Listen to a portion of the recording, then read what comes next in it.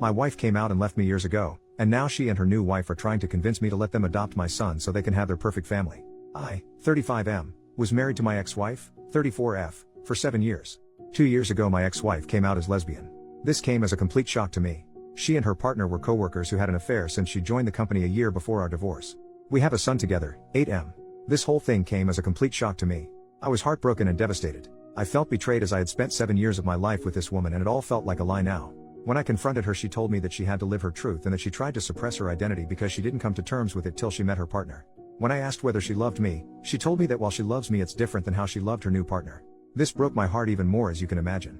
The divorce was quick as she did not want anything from me and we agreed to a 50-50 split of custody, but I decided to go no contact with her and handled the custody transfer process through my sister, 27F, whom I moved in with after the divorce. I sold the house and we mutually agreed that the excess money from the sale will be in a college fund for our son in the future. I could not bear to stay in that house anymore as it kept reminding me of her and what she did to me. For context, she introduced her partner as her work friend and I believed her. I had no reason to suspect anything and they had several girls' nights but I figured that they were probably using these as cover-ups for the affair. For 6 months I was in a depressive state because I didn't know where I went wrong. But this is one of those scenarios that anything I would have done wouldn't have been able to make it better.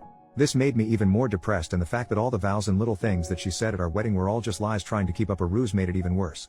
The two people that got me through this state was my sister, whom I am eternally grateful for helping with her nephew and helping me while maintaining her career. The other person that got me through this was my college ex-girlfriend. Around 4 months after the divorce we reconnected at a reunion and she really helped through the worst of it as a friend. Around a year after the divorce, we started officially dating, and I introduced her to my son.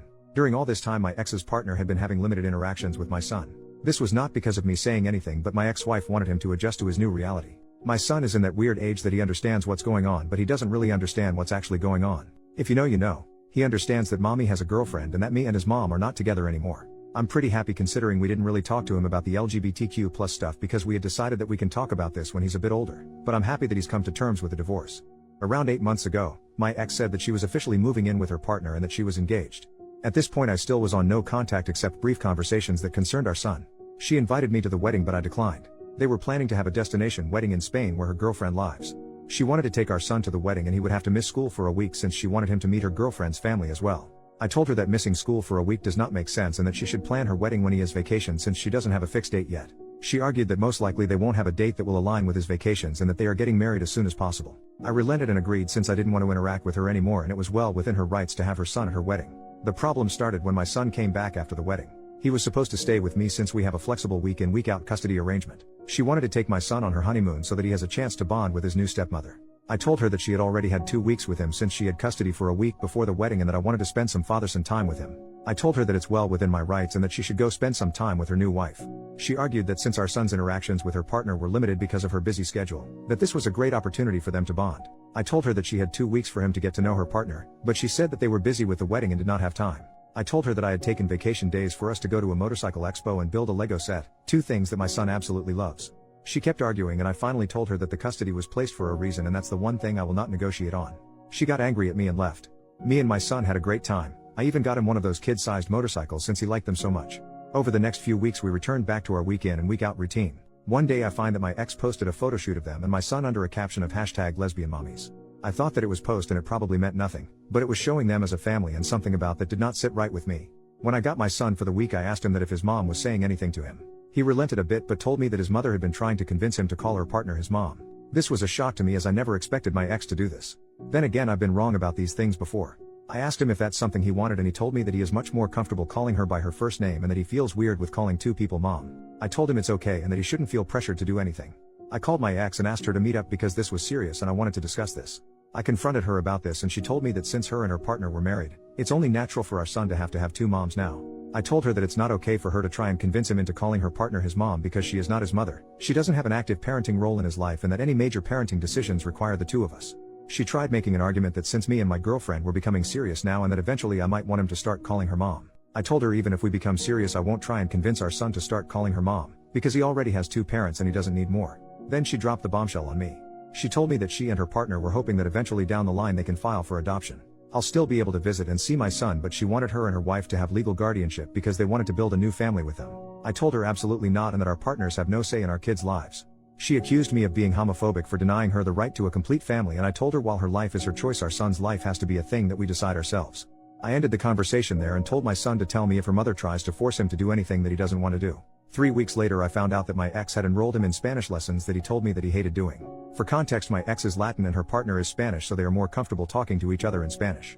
We made the decision to raise our son in English because it made sense at the time, as she speaks English better than Spanish and I don't speak any Spanish.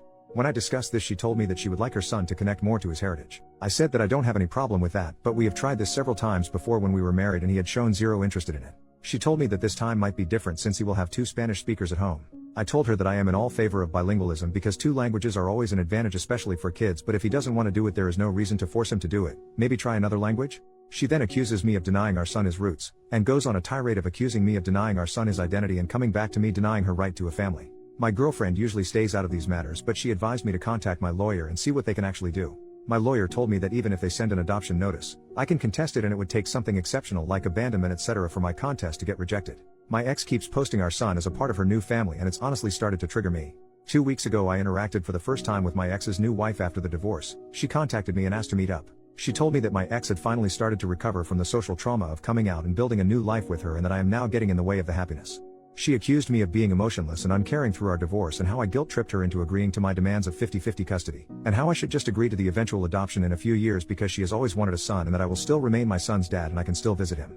I told her that I don't care what her emotional state was during the divorce and that my demands were fair even to the most irrational person. I told her that if they want to create this image of a perfect family, then they should have another kid that has no connection to me.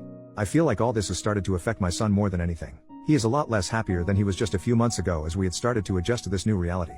For context, since I know this is going to come up eventually, the emotional trauma of my ex coming out, it is basically the fact that her family effectively disowned her after coming out.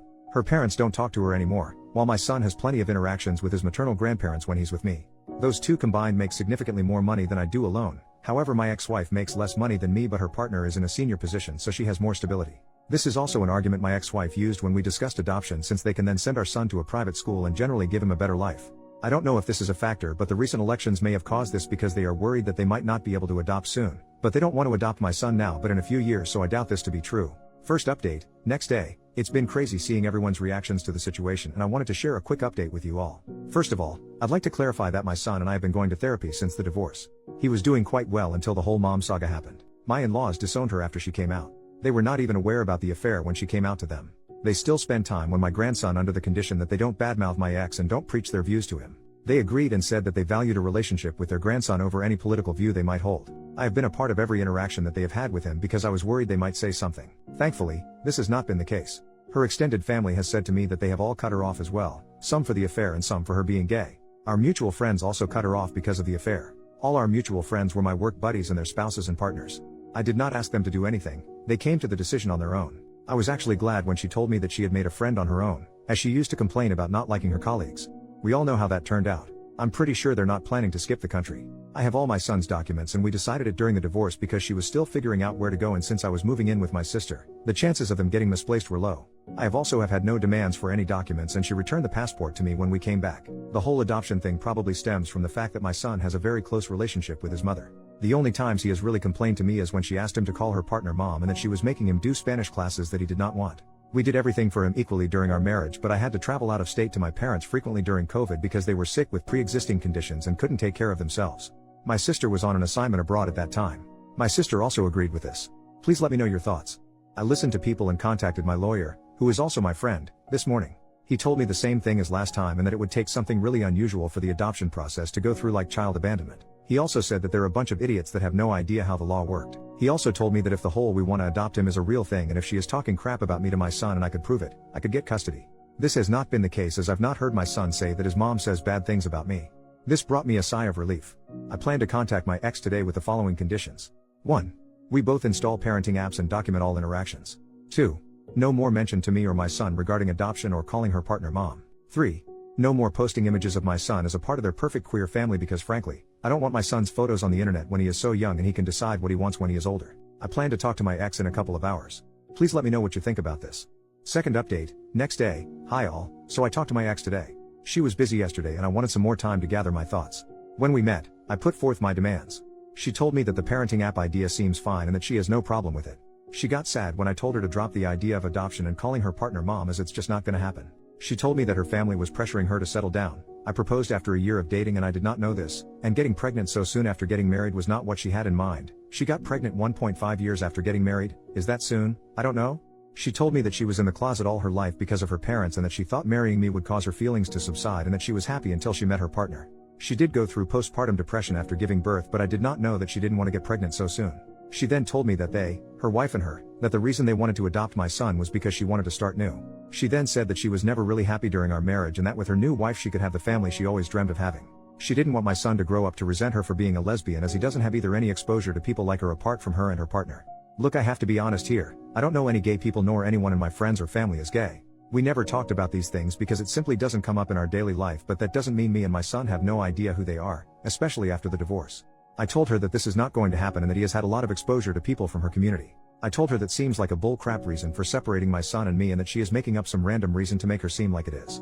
After some arguing, she told me the real reason why she and her partner want to adopt my son. By the way, Reddit is crazy for their prediction abilities, like honestly, wow. Apparently they wanted to adopt my son because her wife and her are considering moving to Spain in a few years. I told her that she can't do that and that the legal framework supports me and my rights in both countries.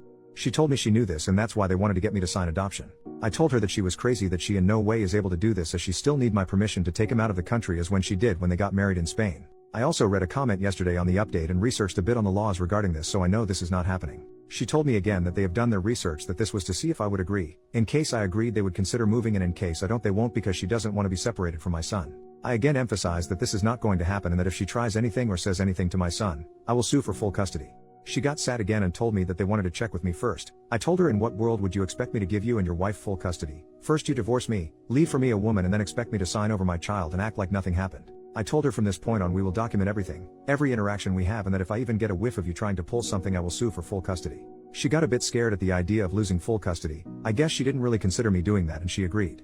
I then told her not to paint this picture of a picture-perfect queer family that they are trying to do, because that is not going to happen. Our son has a mom and a dad that he spends half his time each with, not two moms. He is not your affair partner's son. He is your son and mine.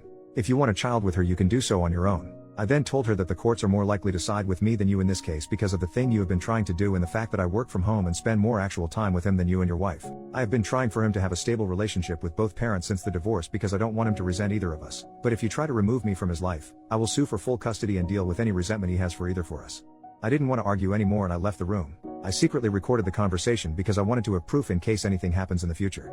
Honestly, Reddit, I have been very angry at my ex since the divorce. I have not shown it around her and my son because I don't want her to use this against me in any way and have been going to therapy, but I am still internally angry. The comment she made today about our marriage really hurt me even more. I have spent 7 years with this woman and her betrayal still makes me angry to this day. When I got home, I contacted my lawyer friend and he again reiterated that they would have to kidnap him. I asked him if there was anything else we could do and he said that the current agreement is very thorough. We have made sure of that. If I want full custody or not is up to me, but I have to be sure that I want to put me or my son through the whole process.